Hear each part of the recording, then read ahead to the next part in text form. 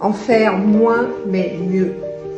C'est quelque chose que j'ai partagé aujourd'hui. J'ai voulu un petit peu te titiller sur cette notion-là parce que peut-être qu'en ce moment tu te sens débordé, que tu en fais énormément, que tu as l'impression de vraiment pas arrêter et pourtant tu n'as pas les résultats que tu souhaites et tu ressens énormément de frustration. Et en fait, c'est certainement que tu fais pas les bonnes choses. Et en même temps, tu vas me dire, ben, si, je fais les bonnes choses parce que je suis la méthode, parce que j'ai regardé tel et tel leader dans mon industrie qui fait exactement comme ça et je fais exactement comme lui. Donc, si ça fonctionne pour lui, ça doit fonctionner pour moi. Eh bien, en fait, quelquefois, ça ne marche pas comme ça. Parce que ce qui va donner de la puissance aux actions que tu vas mener, c'est le fait d'être aligné à ces actions. C'est aussi le fait de faire des actions inspirées, ça vient du cœur, et ça va donner une toute autre dimension à tes actions. Et si donc tu fais des actions qui sont validées par des leaders, par des prescripteurs, voilà, par des personnes des sachants, mais que ces actions-là, tu ne les as pas validées toi, eh bien, malheureusement, les résultats ne suivront pas forcément. Donc la solution, c'est te poser les bonnes questions, toi, pour te dire, ok, quel est mon réel objectif?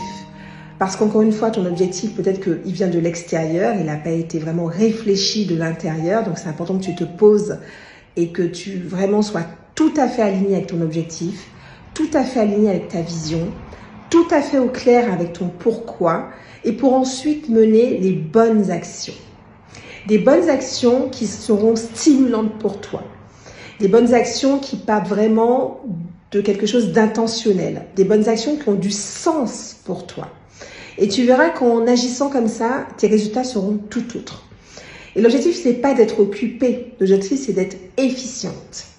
L'objectif, c'est d'avoir une stratégie qui te ressemble. L'objectif, c'est de prendre du plaisir sur le chemin. Et c'est pas être dans la force. Et tu verras qu'en mettant tout ça bout à bout, tu vivras déjà ton évolution complètement différemment. Tu pourras aussi tomber sur des embûches que tu vivras forcément différemment. Et surtout, tu prendras du plaisir sur le chemin.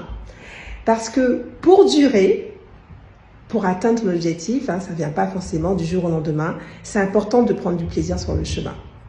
Et donc, pose-toi les questions sur ce qui est important pour toi, comment tu vois les choses toi, comment peut-être tu peux faire les choses selon tes aspirations, et c'est aussi bien valable pour le professionnel que pour le personnel, c'est-à-dire l'éducation de tes enfants, la relation que tu as avec ton conjoint, avec tes amis.